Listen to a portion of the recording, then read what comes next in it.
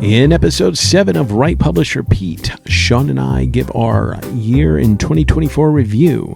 Sean shows how he tracks movies, and we talked about why I haven't written much this year and what we're looking forward to in 2025. Write, publish, repeat, it echoes through the air. A chorus for creators, a call to those who dare. With cookies as his compass and a pen that won't retreat, he journeys through the pages. Write, publish, repeat.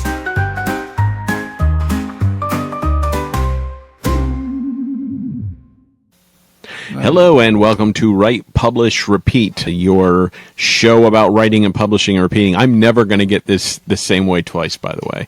But this year, this episode, we're talking about 2024, the year in review, our year in review. I don't know about a global year in review because that would be a very awful episode, but yes. Actually, and Dave, can we just do that and it's you with a soliloquy? I think it would be really, really good.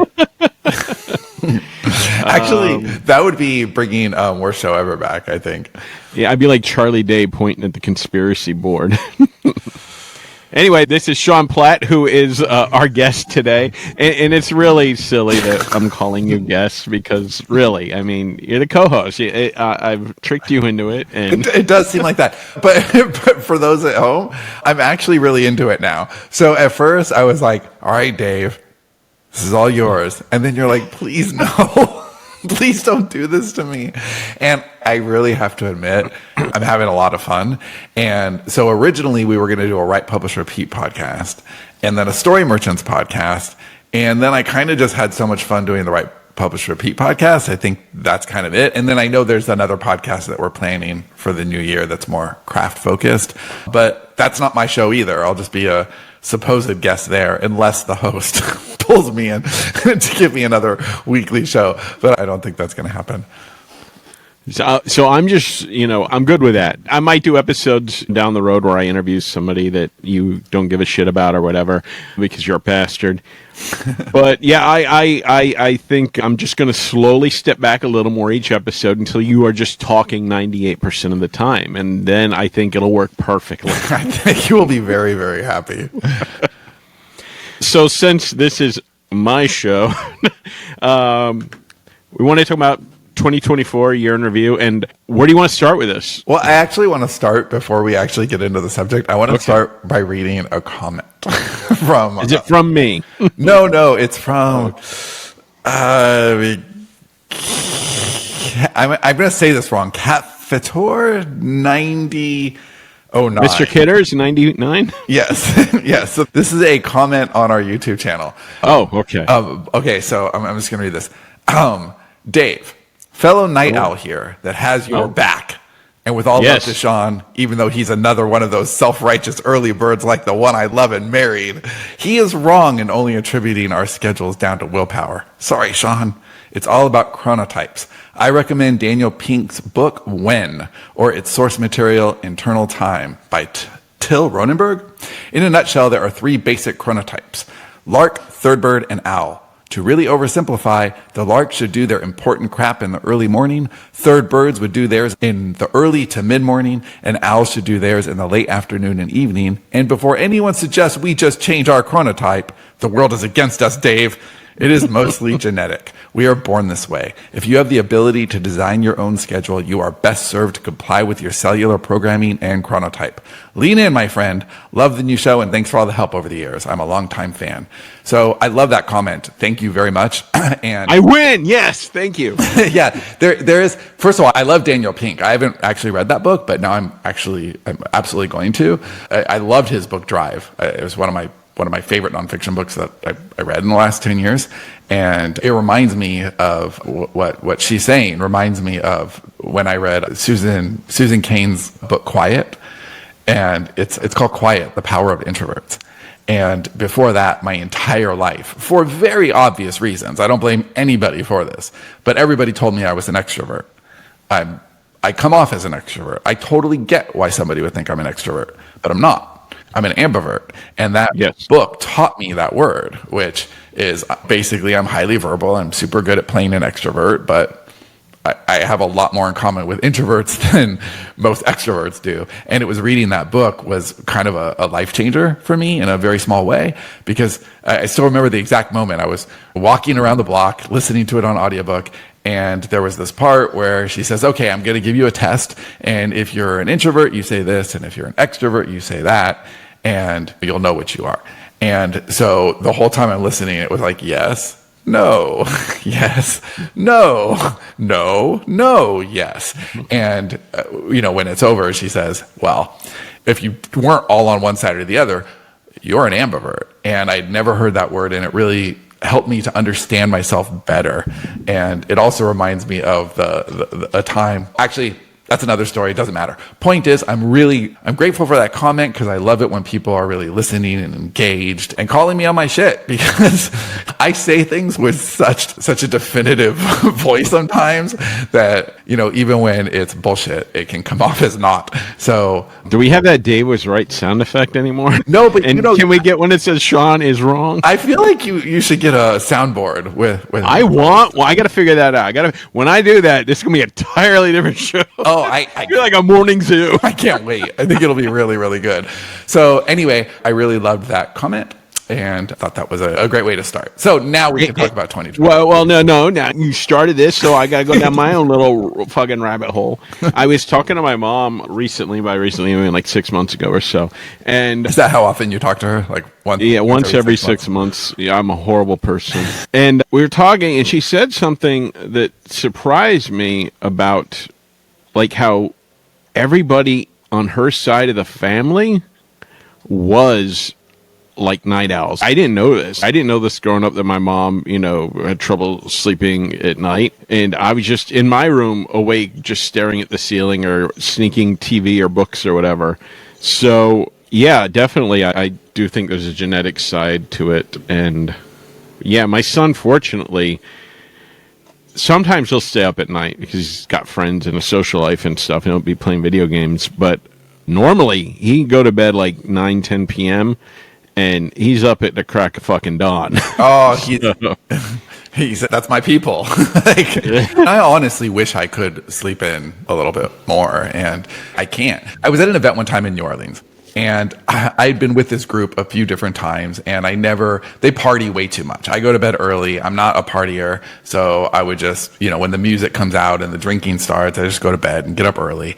And this was the first event after COVID. So it was the first time going out, and they had rented out an entire like little boutique hotel. So nobody had to wear masks because we were like insulated in our own little space. Everyone wanted to celebrate because it was the first time out. And so people were stir crazy. And this had been an event that had been canceled for 2 years, and was like, people were finally getting back together. I'm going to guess people got COVID at this event. No, they didn't. Wow, okay. They didn't. But I decided, okay, I'm gonna stay up. And they'd hired a live band and like really, really good music. And I'm just like, okay, I'm not going to be antisocial. I'm going to stay up, but with the full knowledge that no matter what time I go to bed, I wake up at between 4 and 5. So if I go to bed at 1 a.m, I just don't sleep. But I made a decision. I'm going to play full out. I'm going to show up. I'm going to be here. Sure enough, I stay up, and sure enough, I'm up at 4:30. So now I'm waiting for my lift to go to the airport the next morning, and I'm sitting next to this dude, and did he ask to buy your shoes? No, but great callback. No, I'm complaining about, I've never met this guy before. He's part of this group, but I didn't know who he was. And I'm complaining that, oh yeah, I'm just a little tired. No matter what time I go to bed, I wake up at the same time. It's clockwork, and I just wish that I could sleep in. And he said, why do you wish that? He said, you're giving me a result. People pay a lot of money to get the result that you're getting. And he starts telling me all kinds of stuff about circadian rhythms and sleep. And I'm like, how do you know so much about sleep? And he says, I'm Oprah's sleep doctor. right? And we actually ended up writing a book together. The Sleeper is what it's called. And it's fiction. It's like a Christopher Nolan thriller-y type book. But that's how I met him. That's how I met Dr. Michael Bruce, was me complaining about sleep and him saying, you know what? That's a really good result. And from that moment on, it was like reading Susan's book. It was, oh, now I understand that this is a superpower, waking up at the same time each day. And it was, 3 years ago. But ever since then, I'm much more embracing of my waking up early. I don't think of it as something that sucks. I think of it as something that's awesome now. I wonder what the sleep doctor would say if he met me and saw my sleep schedule. You know what? I think to our commenter's point, I think that you are wired to be up at night, and it's that you're not consistent. That's when I push back on you. It's consistency. It's not, you can work whenever you want to, but it's that I've never seen you adhere to a night schedule and then get the results that you think that you're going to get. Yeah, you know what it is? Okay, and I've just figured this out, although I probably figured it out before and forgot. I'm positive. I don't even know what you're going to say, and I'm positive that's the case. Okay, I do have the most energy at night, and I do have the most energy in the early evening to up to 11, 12 p.m. But that's also the time that my family's around. So I can't just say, fuck all of y'all, I got stuff to do. So I do stuff with them because I'm trying to be a decent human. And then afterwards, I'm depleted because I'm also an introvert. And spending time with people just drains me. So then I come back to my office, and it's a struggle sometimes to get shit done. I got to really fucking find a way to get myself into the flow. So the only thing that really works is when my family leaves me alone. And then I can work when I want and sit my ass down and get shit done. So I'm going to write my own book on productivity. It's called Be an Asshole and Just Do What You Want. And you know that you've been saying that you're going to write your book on productivity since I met you. Well, I'm usually joking. I'm not really going to write that book. But I think I need to be more productive first. Do you remember Bestest Blog Ever? Yeah. Oh, yeah. Oh, God, that was great. So Dave had a fake blog. That was a parody of self-help. Yes. Well, you've never. Was that the one that made fun of Johnny? Yeah, I do. You've seriously never talked about writing a serious self-help book. But since I met you, you have constantly talked about writing parodies of self-help, including How to Win Your Marriage, which I really think that you should. Yeah, 2024. What were your standouts for this year? Well, okay, so I guess there's ways to talk about this personally and professionally and creatively.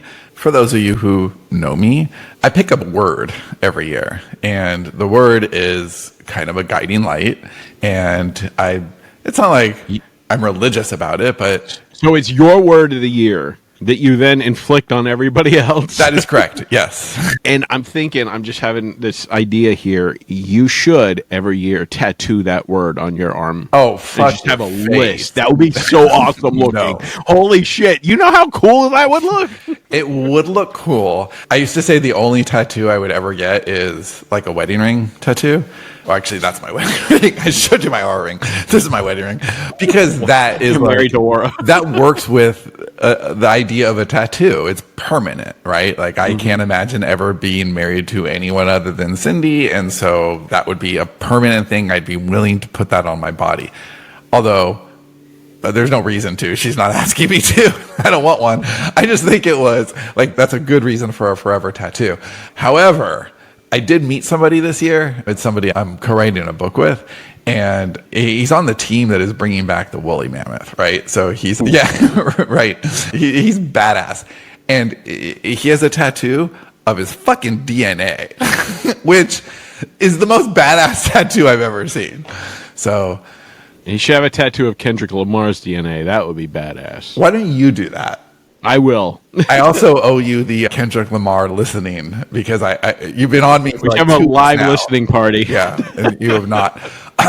So yes, okay. So your word last year in 2024, my word was generation, and I like words that have multiple meanings or can mean many things. And generation did. So I meant it as moving from one generation of the company to the next because we really were. in ways that I didn't even foresee. So for example, we started 2024. I was the CEO, same as I have been for 12 years. And now Neve is the CEO, and she was COO, and now Shep is our COO. So Sterling and Stone really did have a generational shift. And I'm still the NOO. You're still the NOO always. And Story Merchants got founded, so there's a whole new generation there. But I also meant it as in like generate. Like I wanted to generate just a lot of different things. And I wanted to generate a lot of content. I wanted to generate a lot. When I was writing down my kind of like exploration of this word last December, it was very much like, how many things can I prototype? I didn't want to use AI to generate a lot of prose, but I wanted to use AI to generate a lot of ideas. And I wanted to prototype a lot of things and say like, like building little chatbots for like helping with cover design and naming conventions and things like this. Stuff that typically takes me a long time, but it's kind of a stupid way. So I can literally lose 2 hours naming a character. And it's such a dumb... I'm the same way. It doesn't matter. Like, if I can trim that down to a 10-minute process, that's great. I name a lot of characters. So I wanted to do things like that. Like, how do I generate little prototypes that get me where I'm going a lot faster? So not using it to generate story ideas, but just little things to help you make the story. Even story ideas. So for example, when I was doing, a seed a day at Sterling and Stone, like, okay, here's a new idea a day. Sometimes I would come up with, a lot of times I come up with story ideas at night while watching TV or something. And I'll say, oh, it'd be really cool if they did this instead. Or I'll come up with a really good title or something. And so the next morning when I'm in that like really creative space, when I first wake up, it's a great time to, Slack's dead. So I'm pretty much alone. And I'm probably awake. You're probably awake. But I could get, Claude or Chat at that point to like go back and forth with me and kind of iterate on that idea. And that's helpful because I have no problem ideating. It's one of my strengths, but ideating outside of myself is really fun. And being able to have a tool that helps me with that for the first time ever, it's not that I stop having ideas, it's that the ideas, can take side doors sometimes, and it's really rewarding. So I generated the hell out of stuff. I actually want to write this all down when I'm coming up with next year's word and reflecting on this year, but I do know for sure that I had planned on writing one short story a week. I got exactly through half of the year, and then I was like, okay, I gotta stop that. But I did write 26 short stories this year. I don't know how many books I've written. I want to say 10 to 12. I built, a dozen websites, started a few micro businesses, generated a lot of prompting things. And so I generated the hell out of the year. I really lived that word to its fullest, and it has absolutely informed next year's word, which I did. You're going to tell us right now. I'm not telling you right now because what the hell? Well, I think no. See, the audience, Sean doesn't love you as much as I do. If I knew the word, I would tell you. I would let everybody else. They can be second to know. You owe the audience. If I was 100% on it, I actually would. It's a great time to. But I'm not 100% on it. I'm steeping on it a little bit because part of me feels like 90% of me feels like it's the perfect word for next year, and part of me feels like I'm being a bitch ass punk and just using like an easy on-ramp word. And so I'm not really sure. I want to sit on it, but I'm pretty close to it. So my word of the year last year, just in case anyone want to know, was fuck. It was fuck it, actually. It was 2 words into one. Fuck it. And it really, like, you lived that word, right? I lived that word. The world lived that word. Yes. Yeah. So I think we both had hard years, but they were different. I think that thanks in part to kind of my compass word, I had a phenomenally rewarding year creatively. I think this is the most creative, inspired and just kind of nurtured that I've felt in many, many years. There's a lot of building Story Merchants is part of it. Just a lot of the specific creative things I've been doing. I felt really inspired, and I'm really looking forward to 2025, which is why the words are linked. I'm really looking forward to exploring creativity. I know that we're going to be doing a lot more stuff together next year, and that's pretty exciting. I love that. We regenerated the podcast. It came back, right? So it was a really creatively rewarding year for me. And I liked how challenging it was, because I think that it started out difficult. I still had a big, giant mess to kind of clean up from 2023. And without that mess, I don't think that a lot of the most beautiful things that are around in my creative and professional life right now would have existed. I think that's true for you too, just different, but kind of the same. My beautiful disaster. Yeah, I could do with about 90% less of that shit going on. But yeah, it was an interesting year. Yeah, I did some scripts. Didn't really write a whole lot of stories. Oh my God, I forgot I did like 5 scripts this year too. That's crazy. You always got to outshine. Dude, no, it's just, it was a generation year. Like I was just. I wrote 55 books and 5 scripts, created 18 businesses, and woke up well before you. Those are all accurate statements. Yes, I basically did what you told me to do. I ghostwrited some and fell behind on nearly every single deadline. Don't let any of your clients know that you ghostwrited. No, I would never do that. No, it's ghost wrote. No, I ghost written. Yeah, whatever. So this year, I'm excited about the podcast returning for 2024, and I'm getting my head in order, got the flow going when I'm able to get my ass in the seat, and I'm looking forward to writing more stories this year. And I have one I've been working on in the background for probably well over a year. Actually 2, but one's just really. This is the fantasy? Yes. And I've always wanted to write a fantasy. And it's interesting how much history. Okay, so when I was growing up, as a child, I remember, the first thing I remember as a kid, like that pulled me as an interest was when I learned about slavery in school. And then the Holocaust and other really dark things in the history of this world. And I remember I was just traumatized by it because I was a very innocent child and very pure. Like, I said before, like whenever anyone moved into the neighborhood, I would just run down the street like a 1950s little fucking kid and, hey, can I help you move in, mister?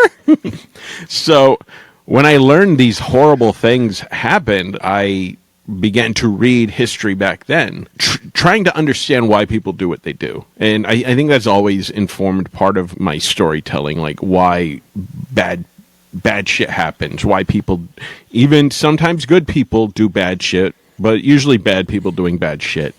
And I've always tried to understand that in a way that is almost impossible to truly understand, because unless you know everything about everything and all the little different machinations. I mean, I could do a conspiracy board behind me. Do you think Johnny knows everything about everything?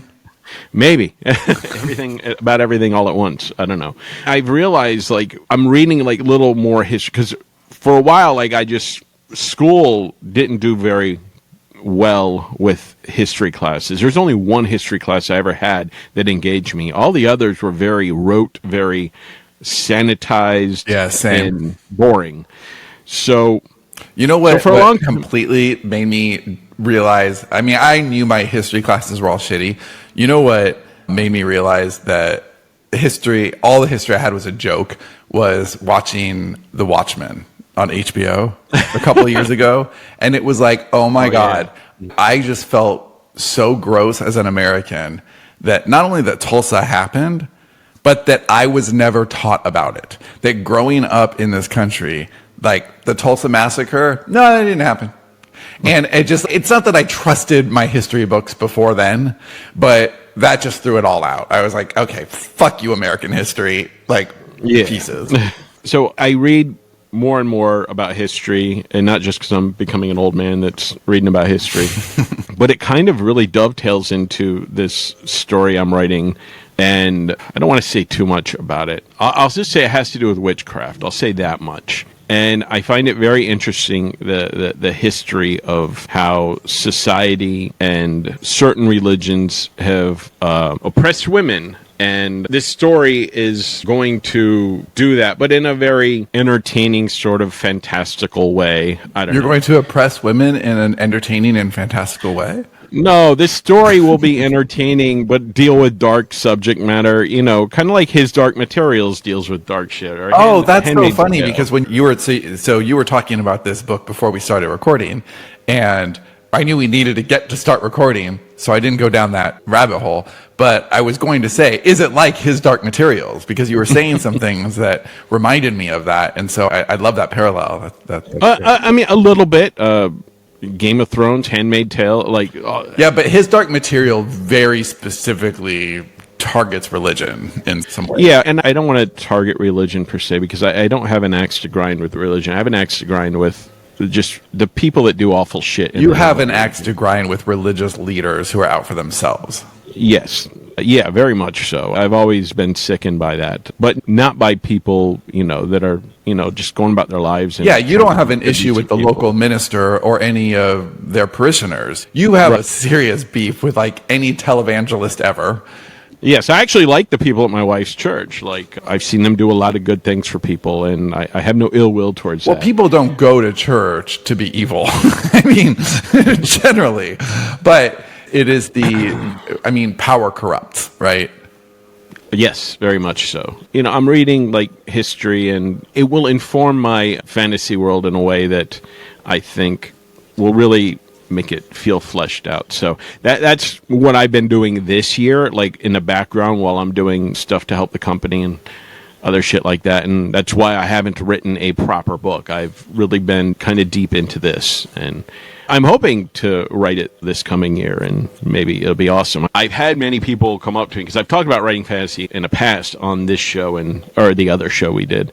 And a lot of people like, I would love to read a fantasy by you. I'm like, yeah, well, I'm hoping I don't want to do it before I'm ready to do it. And I feel like everything I've been doing in the background has been getting me I think you'll be ready in 2025. Yeah. And I mean, I'm there for you. Our creative output really since Yesterday's Gone Yesterday's Gone was very much us, and we had decided to do that. And I would say For Nevermore was definitely like 90%, it was an older idea that you had.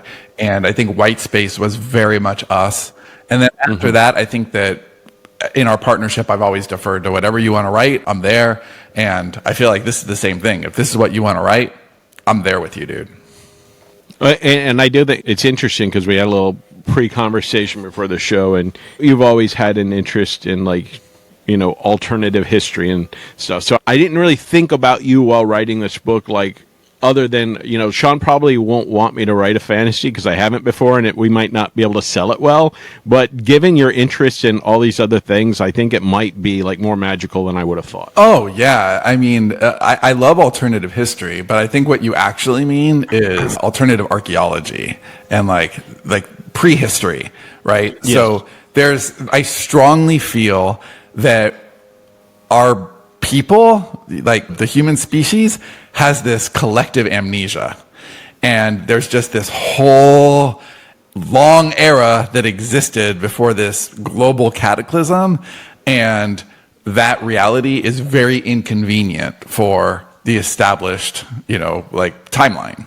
And it's been that now you're going to be like the conspiracy theorist. Well, I love it. Follow the trail. Like Ancient Apocalypse on Netflix, you guys watch it. There's a bunch of books on this stuff. It's really, really, really interesting because I'm a storyteller. I love the mythology, the common mythologies that are all around the entire world, with cultures that supposedly had no interactions with each other. This is obviously not just an episode, but a whole podcast series that has nothing to do with Write, Publish, Repeat.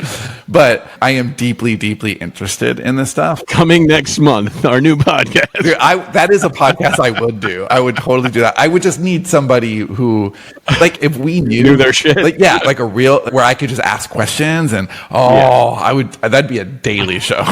It'd be so awesome. All right. So I feel like this is going off the rails. I went on a little too long, and now we're talking about conspiracy theories and maybe UFOs and shit. So, do we want to talk about any media you watched this year that like really impressed you? Yeah, I actually track all the media that I watch. I use Real Good to not lose track of things that I want to see. So Real Good is just, I'm sure there's a lot of apps like this.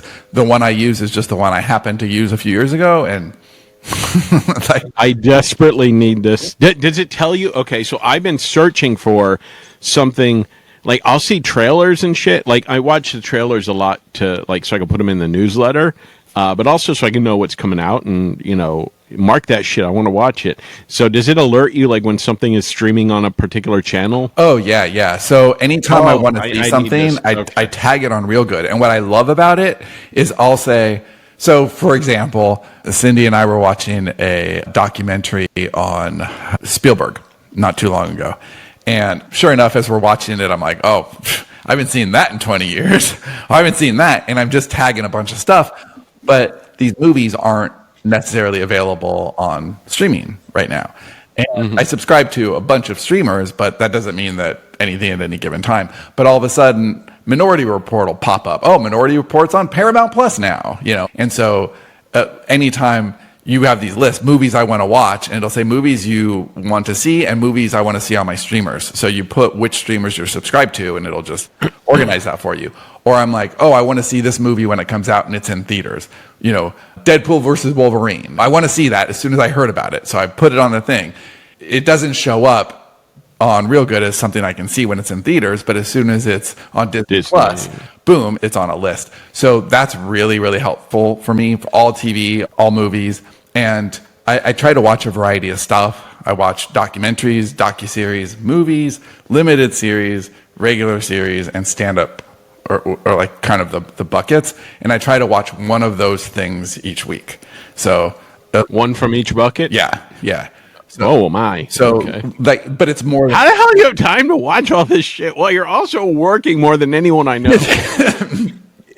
You don't sleep, do you? No, I go to bed early and I wake up early. You've cloned yourself. But I'm talking to Sean B. Like that is the number one thing that Cindy and I do together is consume media. My wife won't watch anything with me. No, I watch okay. So first, there's always like an hour or so after I get off of work.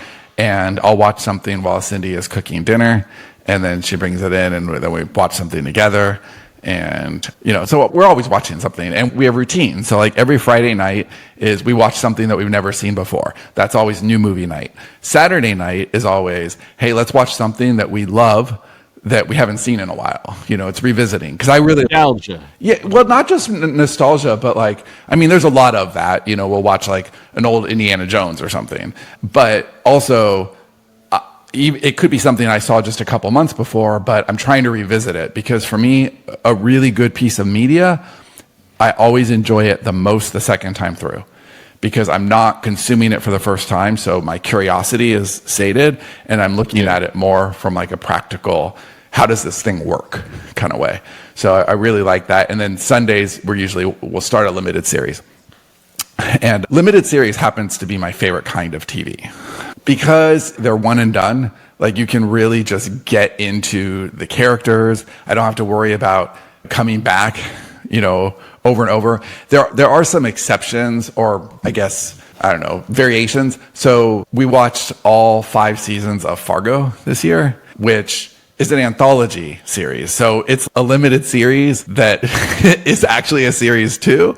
And I didn't love season 4 as much, but I had seen all of them. But I've only seen season 2, I think, and I loved that one and never went and watched any of the other ones. Oh, dude, it's such a good show. I had seen them all, but Cindy had not seen it. It was something I just watched while she was making dinner. Then season 5, she wanted to see, and so we ended up watching the other 4 first. But season 5 has my boyfriend John Hamm in it. Oh. He's super, super good. It's the most I've been... I thought he sent you cease and desist letters. He will someday. Please stop referring to me as your boyfriend in public. Dude, he is...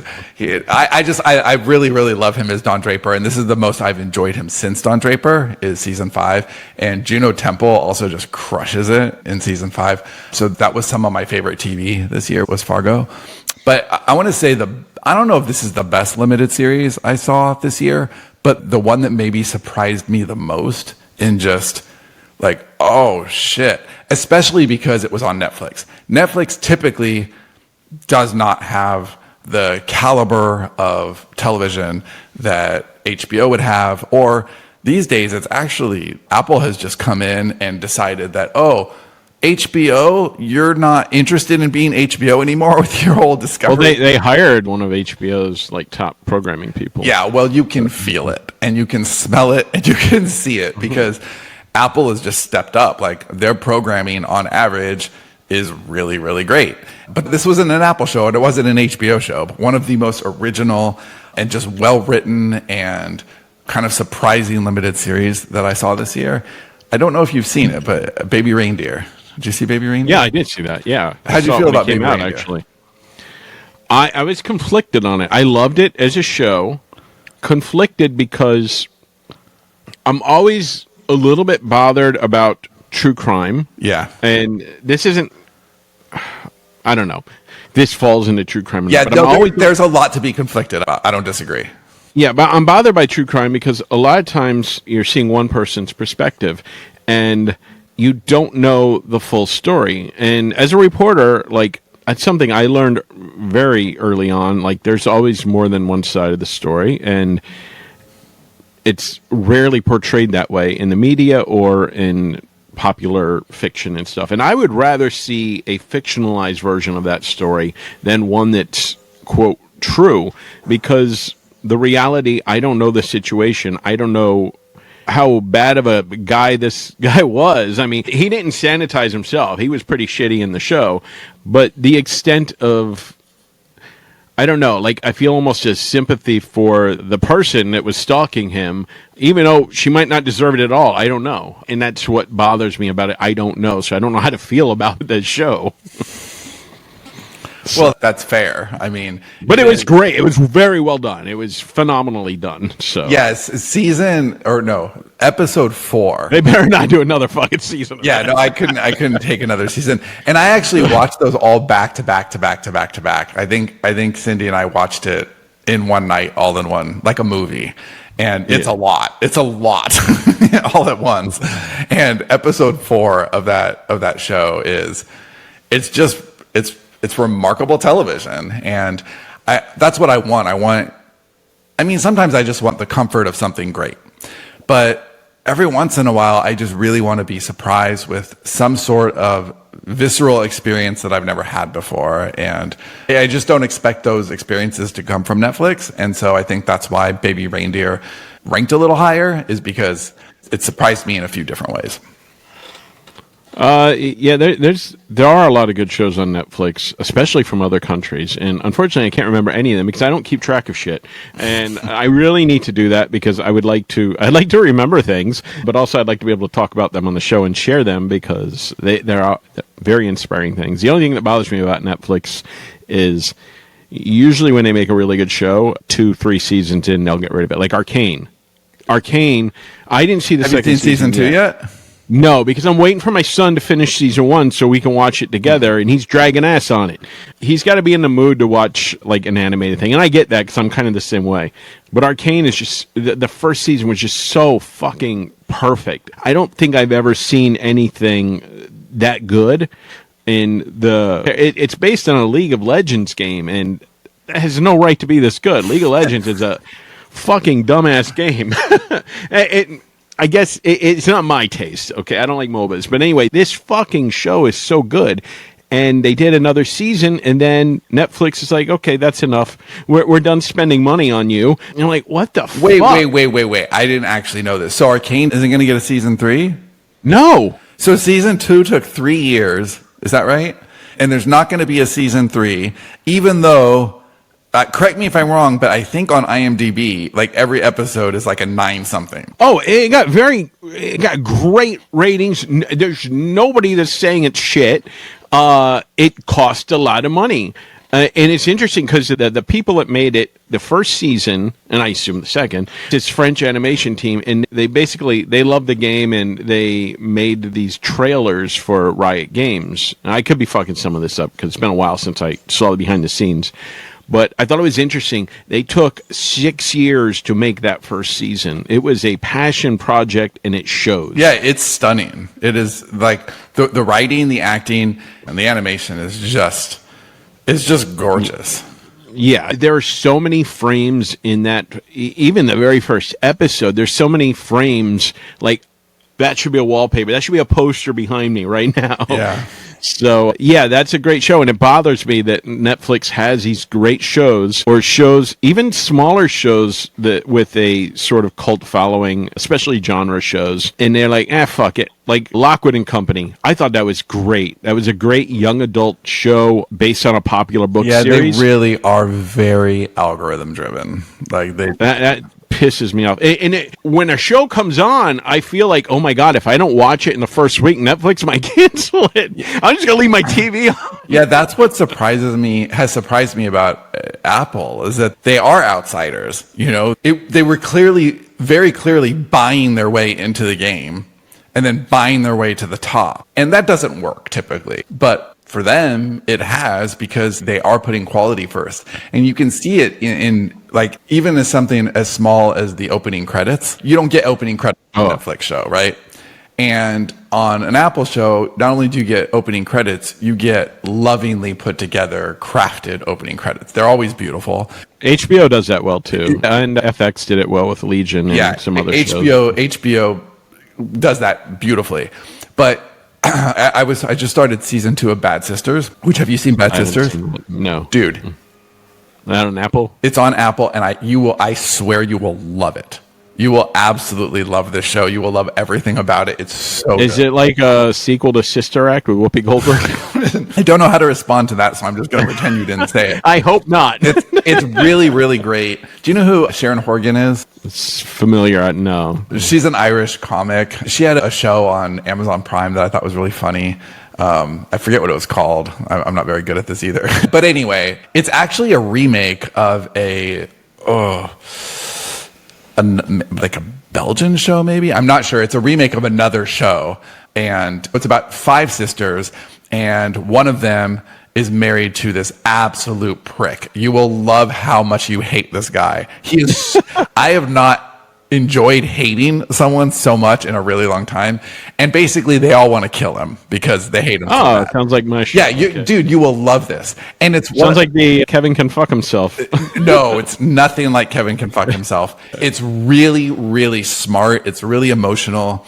It goes to very interesting places. The music is done really well. Anyway, the point is they have a beautiful opening title sequence that's this really complicated, like, Rube Goldberg machine that has all these clues to the actual story in the way that you would love the beginning too. But now I'm watching season 2, and not only do they have the same song and the same premise with the Rube Goldberg machine, it's a whole new one. They probably spent more on this opening sequence than Netflix does on most episodes of their shows. And it's the kind of thing that, as a viewer, I love that, because what they're communicating as storytellers is, we didn't have to do this at all. Right. But it enhances your enjoyment. Oh my God. You know what I love that's an Apple TV show that it's probably the thing I'm most excited for this year? Severance? Yes. Yeah. Yes. That crushed, the opening sequence crushed it. That show crushed it. The finale crushed it. I just cannot wait. I think it's the only show that I'm going to watch week to week. I always wait for everything to stack up so I can just watch them. But I like watching week to week. I like getting my impatience immediately satisfied. But Severance, I just love it so much. I'm probably going to see it week to week. On Netflix, a show that surprised me, I'm not saying this is an A+ show at all, but again, it goes with the theme as when Netflix does something better than I expect, I give them extra points because they kind of hit the baseline often. And this might not be your jam at all. Like, I would highly recommend Bad Sisters to you. I wouldn't necessarily recommend this to you, but I think it was really good. Did you see or hear about Nobody Wants This? I've seen it on my queue or on my screen. I don't think I've added it. It just has 2 people I love from TV, who is Kristen Bell, who I fell in love with as Veronica Mars, and Adam, I'm blanking on. Driver? No, he was Seth Cohen on The OC, which I know you can roll your eyes about. I didn't watch The OC. Well, I wasn't. Adam Brody. I was getting him confused with Adrian Brody. Adam Brody. And I grew up in Long Beach, and much of The OC was filmed in and around Long Beach. So you kind of had to watch it. I was 20. and that's the same reason you watch Dexter. Oh, dude, Dexter was filmed in Long Beach too. I know. That's why I said it. Right. So I just really love both of them. And it was a rom-com spread out to an entire series.